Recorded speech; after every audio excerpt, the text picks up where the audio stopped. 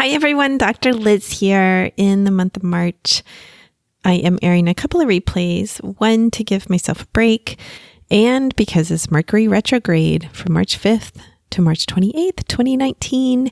For those of you not familiar with Mercury retrograde, it tends to cause all kinds of problems with like technology kind of stuff. And this has definitely been true for me. We have a long history, me and Mercury retrograde. So I take the time to reflect, to rejuvenate, to do planning, that type of thing, rather than try to fight with technology. Something always goes wrong for me during Mercury retrograde. Okay. Now, I do like to tempt it a little bit because I am airing a new episode next week, which is actually the map of pain. It's a good pairing with this one. This one is in my top 10, chronic pain, reducing with hypnosis. It's a fantastic episode and people love it. But I also thought I would give you just a direct tool next week about how to reduce your experience of pain in the body. So keep an eye out for that. All right, let's jump in.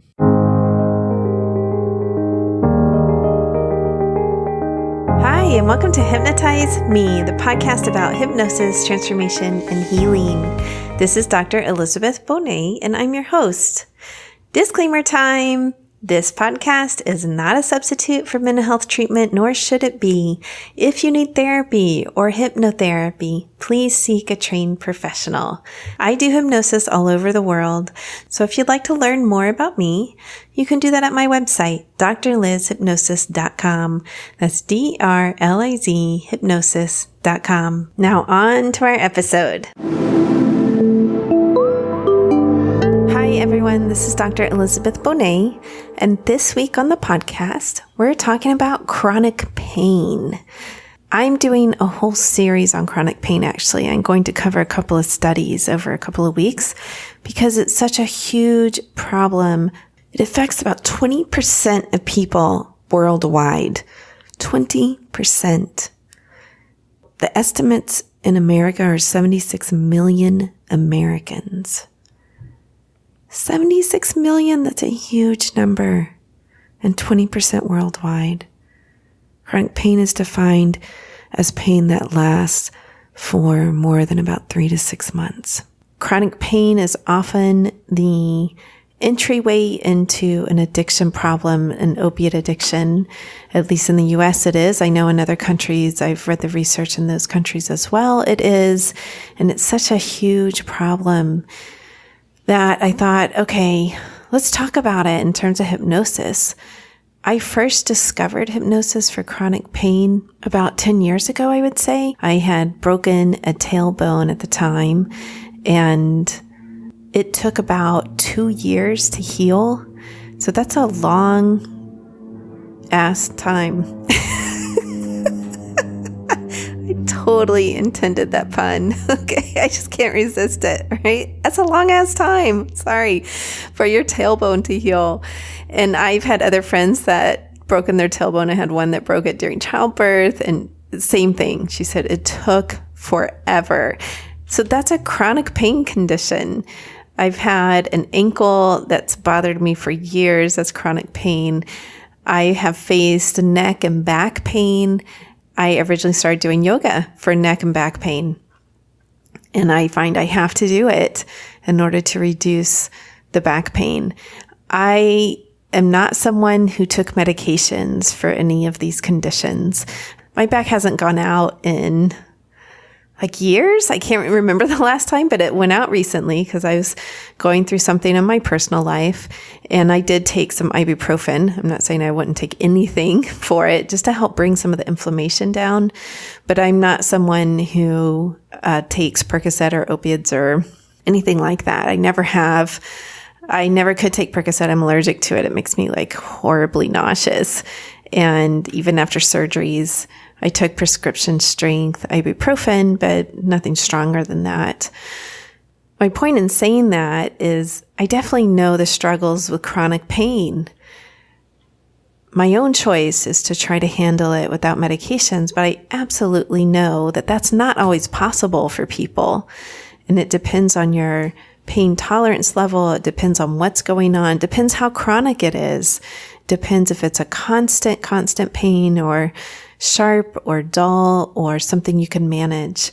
So there's a whole variation in there, and I realize that and just want to put that out there that there's no judgmental attitude here regarding that. I make my own personal choices, but that doesn't mean that they're going to work for anybody else, right? Anybody else. So I respect the choices other people make too. Where I come into this as a professional is that hypnosis is very effective for chronic pain management. And I'm always surprised that people actually don't do more of it. So let's look at the study for this week. It was published in 2013 by Brooke Donatone. I like saying her last name, Donatone. From New York University. It was published in the American Journal of Clinical Hypnosis. And its focused suggestion was somatic anchoring technique, rapid self-hypnosis for pain management. Well, that title would grab anyone's attention, right? Rapid self-hypnosis for pain management. You know, one of my most viewed videos on YouTube, and believe me, my views are like deplorable. I'm certainly not a YouTube star. I talk about quick pain management because I had twisted my ankle and I immediately went into a self-hypnosis technique to help reduce the pain. And then that helped reduce the swelling, all kinds of stuff. But anyway, rapid self-hypnosis, I'm all about that. I'm all about that for me. I'm all about that for you. So let's see what she says. So the first thing she really talks about is what is called cognitive restructuring. All that means is that you're changing the thoughts in your mind. That's all it is. It's a fancy term for it. And what happens is that people catastrophize and they go into the future around pain. I'm not going to be able to manage this. This is awful. I'm not going to be able to work. I'm not going to be able to sleep. I'm not going to be able to take care of my kids. All of this. I've been there, believe me. Catastrophizing is over-exaggeration or overgeneralization to a negative event, meaning you think this is going to affect everything and it's all going to be awful. That's all catastrophizing is. And several studies have found that by changing the level of catastrophizing, meaning bringing it down, meaning correcting those misperceptions, meaning trying to get the person to focus more on the present versus going into the future and catastrophizing, or even changing the thoughts to something like, I will be able to manage this, I'll find solutions, I'll find resources, like those types of thoughts, that you actually change the perception of pain. Sensations. The perception of pain is actually less when you start working with the thoughts. So that's helpful. What you can do during a hypnosis session is go in and suggest positive ways to manage the thoughts around pain. So we're not just managing the pain, which is a whole nother process in hypnosis. We're actually also managing the thoughts around pain so that the thoughts are not catastrophizing thoughts, so that the thoughts are more positive and helpful for the person. So this sounds something like, as you decrease your muscle tension, you also can decrease your feeling of pain. It can be as simple as that when those suggestions come up, but they're tailored to the individual. Now, what we also add to that is a somatic anchor. So again, just a fancy term for saying that we're going to teach you how to focus on a body part and change the sensation in it. So this is often warming the hands or the feet, relaxing the shoulders, or a sensation of heaviness.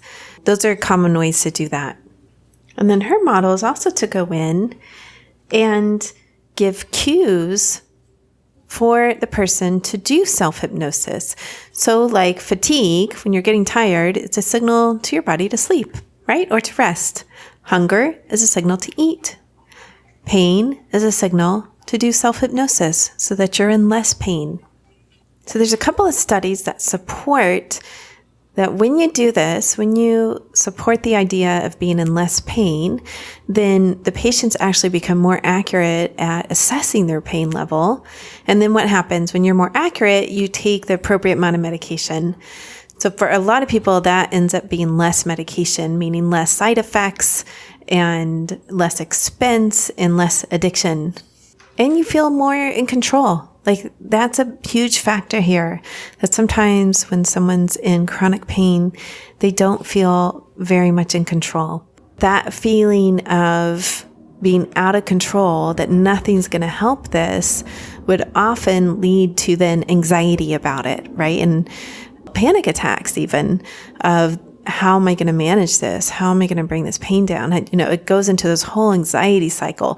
So the point of self-hypnosis is to say, hey, you have a technique here, you have a tool here that you can use so that that whole hurricane doesn't even start. That whole hurricane of feeling out of control doesn't even start.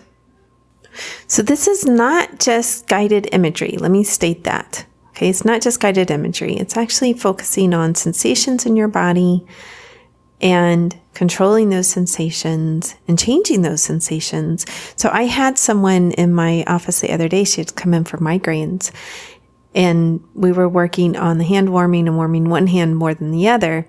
And afterwards she asked, have they studied that? Like, is that just me thinking one hand is warmer than the other, if they actually measured that? And they have actually measured that through like measuring the skin and biofeedback and that kind of stuff, right? Where it's like, no, that's an actual physical thing that's happening. It's not just in your mind. So it's a really interesting question there of, is this actually happening? The answer is yes, it's actually happening. So this study, she cites a case example of a woman with MS, multiple sclerosis, which is generally a chronic condition, although you may want to go listen to episode 51 with Skylar Hamilton, who actually healed her MS with hypnosis. And I'm doing intensive training actually this month of March, up near Orlando, to be further trained in this technique. I've already started using it in my practice, but I wanted a deeper level of instruction. She talks about that, and Skylar does that technique. She's trained in it, and she's also running a study. So if you know someone with MS, I'm just going to put a plug in here. Please have them listen to episode 51. It's drlizhypnosis.com/episode 51. And then if they're interested, contact Skylar, who's running a research study about this. But back to the case study in this article. It was with a woman with MS, with both acute and chronic pain. This case study was a nurse who was on her feet most of the day. She assisted with surgeries, and she had relapsing remitting MS and having pain in the left heel of her foot, which had lasted for about 5 weeks without remitting. And in the case study, she talks about that she would wake up 2 or 3 times a night. She would use a color technique to help dissipate the pain, but it wouldn't completely go away. I often use color techniques in my own practice. And she's increasingly angry at herself and her own body for not being able to manage and decrease this pain. So that's not good, right? Getting mad at ourselves. Like, I get it. I get frustrated with myself too. I always encourage people to talk very gently to their bodies and to themselves. I try to get that very gentle voice going. So that is where the author started. She started with some of the thought. Then progressive muscle relaxation was used, and somatic anchors. So she guided her to focus on the pain in her left foot and to notice changes. And then let's focus on the hands and then the shoulders, and then return to the pain of the foot. So this was repeated a couple of times, teaching her techniques about how to work with that. And what happened is that the pain decreased steadily after each cycle, and the nurse reported that it decreased to a 0 by the end of the session. So she was encouraged to go home and practice that until she would get to a 0, and then she could fall asleep. So she comes back 2 weeks later, and she said that the pain would start around a 6 to an 8, and she would do this cycle and it would go down to a 2, but she didn't know why she couldn't take it all the way down. But she could generally ignore it during the night, and now like muscle twitching was an issue, and that's what would keep her up. So then the author, Brick Donatone, I like saying that name, worked on the muscle twitching to where when she would go into a relaxation, the muscle twitching could completely stop which is wonderful, right? So then she can do that at home as well and be able to sleep. She goes on to talk about a couple of other things that happened with this nurse, but the final result was that she was able to keep her pain at a manageable level, much, much lower than when she started. And she didn't have the tool of self-hypnosis. She was able to decrease her medications and fall asleep faster. So it used to take her over an hour to fall asleep, and now she could do it in about 20 minutes. So in this same study, she talks about another case with someone with gastritis and acid reflux. I've worked with this several times in my own practice. I do somatic techniques, the hand warming, things like that, and as well as other things to go along with it. And it's incredibly effective for it. I have not had success. Like every client that's come to me has had pretty significant success. And for one person, her GERD actually went away completely. And then she also talks about that technique with someone who has migraines. And again, I'm doing more and more work in my practice with migraines. I did move into the new office. I know some of you heard that on a previous episode, and I am so happy that my office is large enough to do a group now.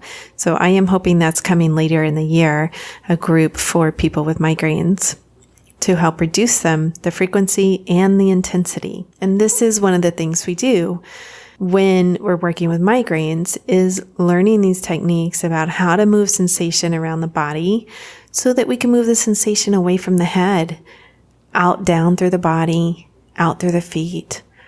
How about we put it out of the body altogether, right? Like if you've never had hypnosis, that sounds like a crazy statement.